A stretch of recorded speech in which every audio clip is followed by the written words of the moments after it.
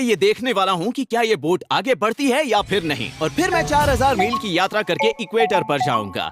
मैं इस वक्त नॉर्दर्न और सदर्न हेमिस्फीयर्स के बीच खड़ा हूँ, क्योंकि ये जो लाइन है वो इक्वेटर है। और मैं यहाँ ये जांच करने आया हूँ कि टूरिस्ट को दिखाया जाने वाला ये डेमो क्या एक स्कैम है। ये लोग एक बेसिन में पानी डालते हैं और फिर ये दिखाते हैं कि इक्वेटर के उत्तरी भाग में पानी एंटी क्लॉकवाइज स्पिन होता है, और फिर कुछ ही फीट दूर इक्वेटर के दक्षिणी ओर पानी उल्टी तरफ घूमते हुए खाली होता है। और शायद आपने ये भी सुना है कि इक्वेटर के ऑपोजिट किनारों पर टॉयलेट्स विपरीत दिशाओं में फ्लश होते हैं। और हम यहाँ सच्चाई का खुलासा करने आए हैं। लेकिन मैं सिर्फ इतने में नहीं रुकने वाला, क्योंकि आज हम सिंपल डेमोन्स्ट्रेशंस के जरिए 6 अलग-अलग फिजिक्स और इंजीनियरिंग पहेलियों की जांच करने जा रहे हैं। क्योंकि इस वीडियो के अंत तक हम चाहते हैं कि आपको सही जवाब पता होने के साथ साथ ये भी पता चले कि वो सही जवाब सही क्यों है। तो शुरू करने के लिए, क्योंकि हम हेमिस्फीयर्स की बात कर रहे हैं, क्या आप जानते हैं कि कनाडा जैसी नॉर्दर्न हेमिस्फीयर वाली जगह से चांद कुछ ऐसा दिखाई देता है, जबकि ऑस्ट्रेलिया जैसी सदर्न हेमिस्फीयर वाली जगह से कुछ ऐसा। चांद उल्टा दिखता है।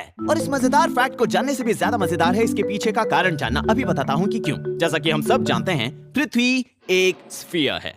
तो अगर आप नॉर्दर्न हेमिस्फीयर के नॉर्थ पोल पर खड़े सुपरमैन होते तो आप कुछ ऐसे दिखते। लेकिन अगर आप सदर्न हेमिस्फीयर के साउथ पोल पर खड़े थॉर होते तो आप ऐसे दिखते। अब हमें पता है कि मून पृथ्वी का कुछ इस तरीके से चक्कर लगाता है। अब मैं इस पर एक एरो बनाऊंगा ताकि हम इसके ओरिएंटेशन पर नजर रख पाए। तो अब नॉर्थ पोल पर खड़े सुपरमैन के लिए ये एरो ऊपर की ओर पॉइंट कर रहा होगा, लेकिन साउथ पोल पर खड़े थॉर के लिए ये एरो नीचे की तरफ पॉइंट कर रहा होगा, उसके नजरिए से देखें तो। और मैं जानता हूँ कि आप क्या सोच रहे हैं। अगर ये सब सच है तो इक्वेटर पर खड़े स्पाइडरमैन के लिए ये एरो किस ओर पॉइंट कर रहा होगा? वेल, हमारे इस मॉडल के अनुसार स्पाइडरमैन को मून टेढ़ा दिखना चाहिए। और जैसा कि आप देख सकते हैं, यहाँ इक्वाडोर में इक्वेटर के ठीक ऊपर मुझे बताते हुए खुशी हो रही है कि मून वाकई में टेढ़ा नजर आता है। अब साथ में से दूसरे फन फैक्ट के लिए, अगर आप कार्डबोर्ड पर इस तरह से 2 पिन्स लगा दें और फिर उन्हें एक रस्सी से जोड़ें तो इसे ट्रेस करने पर आपको मेरा मनपसंद ज्योमेट्रिक शेप मिलेगा, एक एलिप्स। लेकिन मैं इन पिन होल्स की एक बहुत ही खास बात बताना चाहता हूँ। इन्हें कहते हैं फोकस पॉइंट्स। और इन दोनों फोकस पॉइंट्स में से निकली कोई भी सीधी लाइन एलिप्स से टकराकर हमेशा दूसरे वाले फोकस पॉइंट पर ही जाकर रुकेगी। और ये रहा सबूत, क्योंकि मैंने एक फोकस पॉइंट पर लेजर पॉइंटर लगाया है और दूसरे पर वैक्स बॉल, और इस एलिप्स के अंदर की दीवार कांच की है। और आप देख सकते हैं कि मैं चाहे जहां भी लेजर घुमाऊं वो हमेशा रिफ्लेक्ट होकर सीधे वैक्स पर ही जा गिरेगा। और अब मैं बताता हूं इससे भी ज्यादा कूल बात। अगर आप एलिप्स के आकार का एक बड़ा कमरा बनाएं और फिर उसके फोकस पॉइंट पर खड़े रहें तो दूसरे फोकस पॉइंट पर खड़े किसी इंसान का खुसफुसाना भी सुन सकते हैं, चाहे वो कई 100 फीट दूर क्यों ना हो, क्योंकि सभी साउंड वेव्स रिफ्लेक्ट होकर सीधे आपके कानों पर ही पड़ेंगी। इनफैक्ट इस तरह का कमरा वाकई में मौजूद है। इसे बनाया था जॉन क्विंसी एडम्स ने यूएस के कैपिटल बिल्डिंग में। और कहा जाता है कि वो अपने दुश्मनों की चालों का पहले ही पता लगा लेते थे, जो कमरे के दूसरी तरफ उनके खिलाफ षड्यंत्र रचते। और अब क्योंकि आप इसके पीछे का विज्ञान जानते हैं, आप समझ सकते हैं कि जॉन क्विंसी एडम्स ने अपना डेस्क बाईं तरफ वाले फोकस पॉइंट पर क्यों रखा। अब आते हैं तीसरे नंबर पर। हम सब जानते हैं कि जब हम कार का एक्सेलरेटर जोर से दबाते हैं तो उसके अंदर का सामान पीछे की ओर सरक जाता है, और जब ब्रेक लगाते हैं तो सारा सामान आगे आता है, जिसमें आप भी शामिल हो। इसीलिए हमेशा सीट बेल्ट लगानी चाहिए। तो फिर ऐसा क्यों होता है कि किसी बर्थडे पार्टी में जाते समय जब मैं ब्रेक लगाता हूँ तो केक तो आगे आ जाता है, लेकिन बलून्स पीछे की ओर खिसक जाते हैं? चलो, केक तो आगे इसीलिए आया क्योंकि उसके ऊपर न्यूटन का पहला नियम लागू होता है, जो ये कहता है कि सभी चीजें आलसी होती हैं और वो अपनी जगह से तब तक नहीं हिलेंगी जब तक कोई बल उन्हें मजबूर ना करे। और न्यूटन का दूसरा नियम कहता है कि जितना ज्यादा आपका वजन होगा, आपको अपनी जगह से हिलाने के लिए उतने ही ज्यादा बल की आवश्यकता होगी। लेकिन एक चीज है जो हम कभी कभी भूल जाते हैं, हमारे आसपास की हवा भी एक तरल है और उसमें भी मास है, उसमें भी कुछ वजन है। इसीलिए तो एयर प्रेशर का अस्तित्व है। हमारे ऊपर बहुत से एयर मॉलिक्यूल्स मौजूद हैं जिनका अपना थोड़ा सा वजन है। मान लीजिए कि हम हवा के ढेर के नीचे दबे हैं। इसीलिए जब आप पहाड़ चढ़ते हैं तो आपका चिप्स का पैकेट फूल जाता है। ऐसा इसलिए है क्योंकि ये हवा के ढेर के ऊपर चला गया है और अब इसके ऊपर कम हवा है जो इस पर चारों तरफ से दबाव डालेगी। आपको सबूत चाहिए? तो ये रहा एक आसान सा एक्सपेरिमेंट, आपको ये दिखाने के लिए कि हवा का भी वजन होता है। जब मैं इस गुब्बारे को इस साइन पर फेंकता हूँ तो ये हिलता जरूर है लेकिन गिरता नहीं। अब मैं उसी गुब्बारे को लेकर उसमें थोड़ी और हवा भरूंगा, बस। बाकी सब कुछ ठीक पहले की तरह ही है, लेकिन अब ये उस साइन को गिरा पाता है। तो इसका मतलब है कि हमने सिर्फ थोड़ी हवा डालकर इसका वजन बढ़ा दिया, क्योंकि न्यूटन के दूसरे नियम के अनुसार ही जो चीज जितनी ज्यादा वजनदार होगी उससे दूसरी चीजों को गिराना उतना ही ज्यादा आसान होगा। तो कार में जब आप ब्रेक्स दबाते हैं तो सिर्फ उसमें रखा भारी सामान ही आगे आना नहीं चाहता, बल्कि वो हवा भी आगे आना चाहती है, क्योंकि उसमें भी वजन है। तो मेरे ब्रेक्स दबाने पर कार की सारी हवा भी आगे आती है, और चूंकि वो हवा गुब्बारे की हीलियम गैस से ज्यादा डेंस है, हल्का गुब्बारा पीछे की ओर धकेला जाता है। और हम यही अपेक्षा करेंगे, है ना? हम कहते हैं कि हीलियम बलून हवा में तैरता है या फिर ये पिंग पोंग बॉल पानी में तैरती है। लेकिन असल में हो ये रहा है कि भारी और ज्यादा डेंस चीज, जो इस केस में पानी है, जबरदस्ती लाइन में आगे बढ़ता है, इस बेचारे पिंग पोंग बॉल को रास्ते में पीछे हटाते हुए। इनफैक्ट आप देख सकते हैं कि जब मैं इस जार को इस तरह रखता हूँ तो वही होता है जो कार में हुआ था। जब मैं इसे धक्का देता हूँ तब पानी पीछे आता है, जिससे पिंग पोंग बॉल आगे चली जाती है, और जब ये रुकता है पानी आगे जाकर पिंग पोंग बॉल को पीछे धक्का देता है। और अब नंबर 4 के लिए हम वापस इस बोर्ड पर आते हैं, ये जानने के लिए कि अगर ये सेल बोट्स हवा से चलते हैं तो फिर वो इस तरह का एक बड़ा फैन लगाकर इसे आगे धकेलने की कोशिश क्यों नहीं करते, कुछ इस तरीके से जिस तरह ये आदमी एक लीफ ब्लोअर और छाते का इस्तेमाल करके अपने स्केट बोर्ड पर घूम रहा है। चलिए इसे समझने के लिए एक फैन से जुड़े ट्रेन कार के सिंपल डेमो की मदद लें। जब मैं फैन चालू करता हूँ, ये दाईं तरफ हवा फेंकता है, तो ट्रेन किस तरफ जाएगी?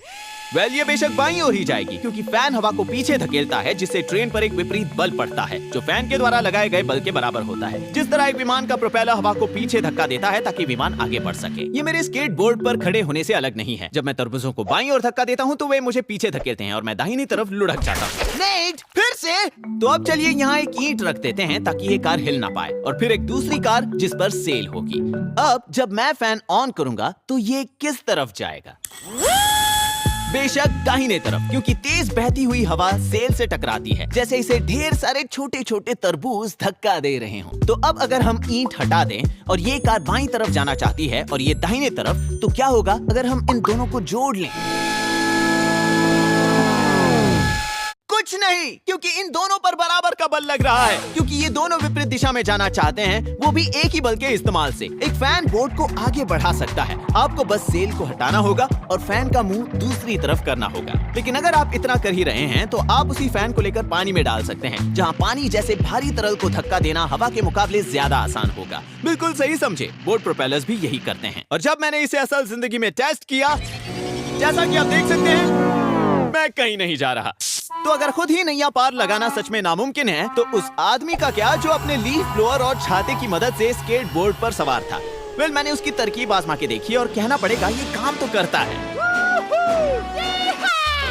लेकिन इसका लेना देना उसके छाते या फिर उस लीफ ब्लोअर से नहीं, बल्कि उसके इस खास इलेक्ट्रिक स्केट बोर्ड से है, जिसके नीचे एक बैटरी लगाई गई है। और आप उसी के वीडियो में यहाँ देख सकते हैं कि वो भी इसी स्केट बोर्ड का इस्तेमाल कर रहा है। अब इसके पहले कि हम आखिरी 3 पर पहुंचे, जिसमें ये टूरिस्ट स्कैम वाला डेमो भी मौजूद है, अगर आप मेरे जैसे हैं और आपको भी वो आहा वाला पल पसंद है जहाँ आप कुछ सीखते हैं, तो मेरे पास आपके लिए एक अच्छी खबर है। जरा सोचने दो। Crunch labs. मुझे खुशी है तुमने कह दिया, सही समझे, क्योंकि उन्हीं पलों को बांटने के लिए मैंने बनाया क्रंच लैब्स, जिसमें आपको हर महीने एक बहुत ही कमाल का टॉय मिलेगा और साथ ही एक वीडियो जिसमें मैं आपको उसके काम करने के पीछे का विज्ञान समझाऊंगा।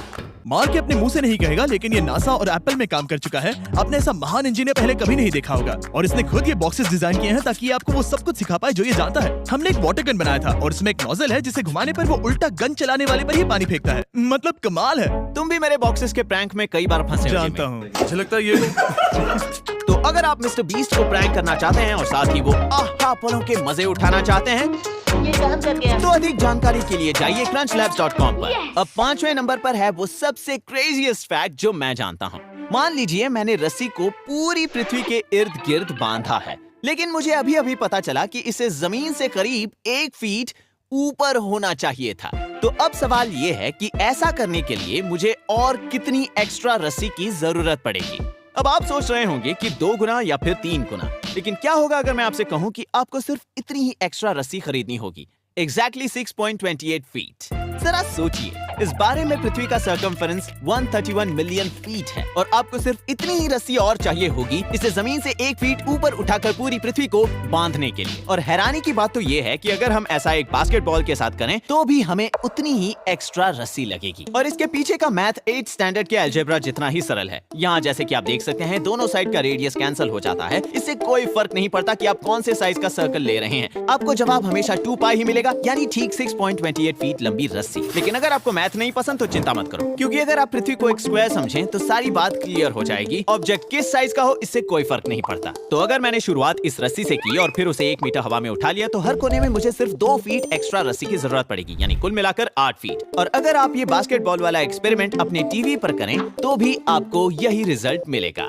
8 एक्स्ट्रा फीट रेक्टेंगल के लिए, जो एक सर्कल के लिए जरूरी एक्स्ट्रा 6.2 फीट के बहुत करीब है। नंबर 6 पर एक किक स्टार्ट प्रोडक्ट है जो कुछ सालों पहले आया था और इसका दावा है कि ये भारी बैग के झटकों को 86% से कम करता है। बैग्स के भविष्य में आपका स्वागत है। आपने कभी ऐसा बैकपैक नहीं देखा होगा जो ऐसे हिलता है और आपको आराम से चलने देता है। और ये सिर्फ दिखावे के लिए नहीं है, वजन को सस्पेंड करके हावरग्लाइड झटकों को 80 से 90% तक कम कर देता है। मेरा इस पर इंटरेस्ट तब आया जब कमेंट सेक्शन में लोग ये चर्चा कर रहे थे कि ये सच में काम आसान करेगा या नहीं। तो आपको क्या लगता है, क्या ये एक स्कैम है? ये स्कैम इसलिए नहीं हो सकता क्योंकि जब आप एक साधारण भारी बैग पहनकर चलते हैं तो हर कदम के साथ वो ऊपर नीचे झटके खाता है, क्योंकि हर कदम पर आप उसके भार को गुरुत्वाकर्षण बल के विरुद्ध खींचते हैं। ये इस वजन को किसी सख्त रस्सी के जरिए ऊपर नीचे करने जैसा है। लेकिन अगर बैग इलास्टिकली सस्पेंडेड होता तो उसका इनर्शिया उसके नीचे या ऊपर ज्यादा उछलने से रोकता। तो इसके जरिए आप अब भी ऊपर नीचे कूद सकते हैं मगर बैग नहीं हिलेगा। ये ऐसा होगा मानो सख्त रस्सी को किसी इलास्टिक रस्सी से बदलना। और आप देख सकते हैं कि अब मुझे अपने हाथ को ऊपर नीचे करने में कोई परेशानी नहीं हो रही क्योंकि वजन उतना हिल नहीं रहा। लेकिन इस आइडिया का विरोध करने वालों ने कहा कि इस सिस्टम को काम करने के लिए जो पुलिस, कॉर्ड्स और एक्स्ट्रा फ्रेम्स चाहिए उनका वजन 4 एक्स्ट्रा पाउंड्स है। और भले ये बाउंस हो या ना हो, यहाँ बात 4 पाउंड्स एक्स्ट्रा वजन लेकर पहाड़ चढ़ने की है। और उस वीडियो में आइडियल केसेस दिखाए गए हैं। असल जिंदगी में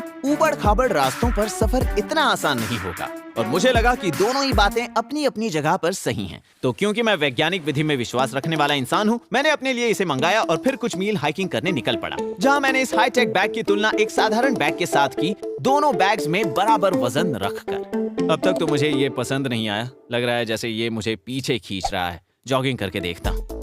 ओह, अब ये हुई ना बात। मुझे लगता है यही सही तरीका है शायद। अगर इसके साथ तालमेल बिठा है तो ये जादू जैसा है। यदि तालमेल नहीं बैठा तो ये नहीं जमेगा। ओह हाँ, एक बार जैसे ही तालमेल टूटा, यही मेरे गिरने का कारण बनेगा। तो मैं इस निर्णय पर पहुंचा कि ये एक स्टेबल, प्रेडिक्टेबल रास्ते पर काम आ सकता है। लेकिन इसके आउट ऑफ सिंक इश्यूज की वजह से इसके 4 पाउंड के एक्स्ट्रा वजन को उठाना मुझे कोई मतलब का नहीं लगता। अब हमारे आखिरी साइंस चैलेंज के लिए हम यहाँ एक्वाडोर के इक्वेटर के यहाँ वापस आए हैं, ये देखने के लिए कि ये मशहूर टूरिस्ट अट्रैक्शन क्या असल में एक स्कैम है। क्या पानी सच में विपरीत दिशाओं में ड्रेन होता है जब आप इक्वेटर के कुछ फीट ऊपर या नीचे जाते हैं तो? और क्या टॉयलेट्स भी नॉर्दर्न हेमिस्फीयर और सदर्न हेमिस्फीयर में विपरीत दिशाओं में फ्लश होते हैं? टॉयलेट्स के मामले में आइए मैं पहले इस मिथक को झूठा साबित कर दूं। क्योंकि अगर आप ध्यान से देखें तो टॉयलेट का पानी किस दिशा में घूमेगा ये इस बात पर निर्भर करता है कि कमोड की बनावट कैसी है, क्योंकि कमोड के नोजल्स थोड़े टेढ़े बनाए जाते हैं। लेकिन उन सिंक्स का क्या जिनमें बस एक ड्रेन है, जैसे कि इस डेमो में जहां कोई नोजल नहीं? मानिए या ना मानिए, इसके पीछे थोड़ी बहुत सच्चाई है, क्योंकि ये एक असली सिद्धांत पर आधारित है जिसका नाम है द कोरियोलिस इफेक्ट। और यही कारण है जिसकी वजह से हमें नॉर्दर्न हेमिस्फीयर में काउंटर क्लॉकवाइज घूमने वाले तूफान दिखाई देते हैं, जिन्हें हम हरिकेन्स कहते हैं, और सदर्न हेमिस्फीयर में क्लॉकवाइज घूमने वाले चक्रवात जिन्हें साइक्लोन्स कहा जाता है। और इसके पीछे का कारण समझना बहुत आसान है। मान लीजिए आपके पास एक बड़ा सा सिंक है जो इक्वेटर से लेकर नॉर्थ पोल तक फैला हुआ है। अब इस केस में सिंक में इक्वेटर के यहाँ जो पानी की बूंद है वो पृथ्वी के घूमने के साथ साथ बहुत तेजी से सफर करती है। वही सिंक के बीच जो पानी बूंद होगी वो थोड़ा धीरे यात्रा करेगी। और नॉर्थ पोल की यहाँ वाली बूंद स्थिर है क्योंकि वो पृथ्वी के एक्सिस के ठीक ऊपर है। तो अब जब आप सिंक का प्लग हटाते हैं और पानी बीच में बहना शुरू करता है तो इक्वेटर के यहाँ की बूंद ज्यादा तेजी से बीच की ओर जाती है उस बूंद के मुकाबले जो बीच में या नॉर्थ पोल पर है। तो अब वो बूंद बीच वाले बूंद से आगे है, और क्योंकि नॉर्थ पोल के पास वाला पानी स्थिर था वो बूंदें पीछे रह जाती हैं। तो जब सारी बूंदों पर इस तरह का प्रभाव पड़ता है, सिंक के अंदर रखा पानी नेचुरली काउंटर क्लॉकवाइज घूमने लगता है, जैसे तूफान की तरह, जहां तूफान की आंख असल में एक सिंक की तरह कम दबाव वाला क्षेत्र है। और जब हम यही लॉजिक सदर्न हेमिस्फीयर में लगाते हैं तो हमें एक क्लॉकवाइज घुमाव देखने मिलता है। तो क्या इसका मतलब है कि सच में नॉर्दर्न और सदर्न हेमिस्फीयर्स में सिंक विपरीत दिशा में ड्रेन होते हैं? वेल, दुख की बात नहीं है, क्योंकि कोरियोलिस इफेक्ट सिर्फ तभी देखने मिलता है जब आप इक्वेटर के बहुत ज्यादा ऊपर या नीचे हों। इसलिए जब तक आपके पास 5 मील चौड़ा सिंक न हो, या यदि आप सबसे उत्तम परिस्थितियां नहीं बनाते हैं, जैसा कि मेरे दोस्त डेस्टिन और डेरिक यहाँ दिखा रहे हैं। पृथ्वी के घूमने के कारण पानी क्लॉकवाइज बह रहा है। चूंकि मैं नॉर्थन हेमिस्फीयर में हूँ, पानी घड़ी की विपरीत दिशा में बह रहा है। ये असली है। ये प्रभाव सिंक और टॉयलेट्स के पानी की दिशाओं पर कोई प्रभाव डालने के लिए बहुत छोटा है। और अब ये अन्य कारकों पर निर्भर करता है, जैसे कि सिंक ज्योमेट्री या ये फैक्ट कि जो पानी दिखने में स्थिर लग रहा है लेकिन वास्तव में प्लग निकाले जाने से पहले उसमें थोड़ी सी हलचल बची थी। तो टूरिस्ट के लिए दिखाए गए डेमो का क्या? वेल, अगर आप उन वीडियोस को ध्यान से देखें तो आप पाएंगे कि वो आखिर में बाल्टी को ट्विस्ट करता है और फिर पानी उसी दिशा में घूमते रहता है। तो यहाँ पर पानी डालने के बाद वो बाल्टी को इस दिशा में ट्विस्ट करता है, जिसके बाद वो उसी दिशा में ड्रेन होता है और फिर सिंक को इक्वेटर के इस तरफ रखने के बाद पानी डालते वक्त वो बाल्टी को दूसरी तरफ ट्विस्ट करता है, जिससे पानी दूसरी तरफ बहकर ड्रेन होता है। इनफैक्ट आप इस तरीके का इस्तेमाल करके इस डेमो को अपने घर पे भी दोहरा सकते हैं और इस सिंक में पानी को दोनों तरफ घुमा सकते हैं। और इसलिए इसमें कोई आश्चर्य नहीं होना चाहिए कि जब मैंने ये सवाल पूछा, क्या ये तभी काम करेगा अगर पानी मैं डालूं? तो मुझे इसे टेस्ट करके देखने का मौका नहीं दिया गया। और तो और इस सब के ऊपर एक और बहुत ही जरूरी बात, अगर आप इस जगह के असली जीपीएस कोऑर्डिनेट्स निकालें तो आप पाएंगे कि ये असली इक्वेटर से एक फुटबॉल के मैदान से भी ज्यादा दूर है। मतलब हम वास्तव में सदर्न हेमिस्फीयर में ही थे। तो असली विज्ञान दिखाने के बजाय ये बस इनके आपसे पैसे लूटने के तरीके हैं, एक क्लेम से मैजिक ट्रिक के जरिए, जहां असली जादू वो सारा नया रसदार ज्ञान है जिसे मैंने वायरलेसली स्क्रीन के जरिए ट्रांसफर किया है, जिस पर आप मुझे देख रहे हैं मेरे मस्तिष्क से सीधे आपके मस्तिष्क में। नया साल आ गया, इसका मतलब ये बिल्कुल सही वक्त है कुछ नया सीखने का, क्योंकि कुछ नया सीखने का ये जुनून ही है जिसने मुझे YouTube वीडियोस और क्रंच लैब्स बॉक्सेस बनाने का जोश भरा है, जहां हम हर महीने आपके दरवाजे पर एक मजेदार टॉय भेजते हैं। और आप ना सिर्फ ये सीखेंगे कि एक इंजीनियर की तरह कैसे सोचें और बिल्ड करें, बल्कि उनके काम करने के पीछे का विज्ञान भी सीखेंगे। हर महीने एक नया सिद्धांत होगा और सबसे अच्छी बात ये है कि बिल्कुल जैसे आपको ये वीडियो देखकर आनंद आया होगा, ऐसा लगा ही नहीं कि हम कुछ सीख रहे हैं, क्योंकि हम सब्जियों को छुपाने में एक्सपर्ट हैं। इससे मेरे कहने का ये मतलब है कि 87% बच्चों ने इसे 1 से 10 के बीच वाले स्केल पर 8 रेटिंग दी है। और 4 में से 3 से अधिक माता पिता ने कहा कि बिल्ड बॉक्स मिलने के बाद उनके बच्चे में स्टेम और इंजीनियरिंग के प्रति एक नया जुनून पैदा हुआ। यस। और तो और हर महीने आपको मिलेगा एक प्लैटिनम टिकट जीतने का मौका, और अगर आपको वो मिले तो फिर आपको यहाँ क्रंच लैब्स आकर मेरे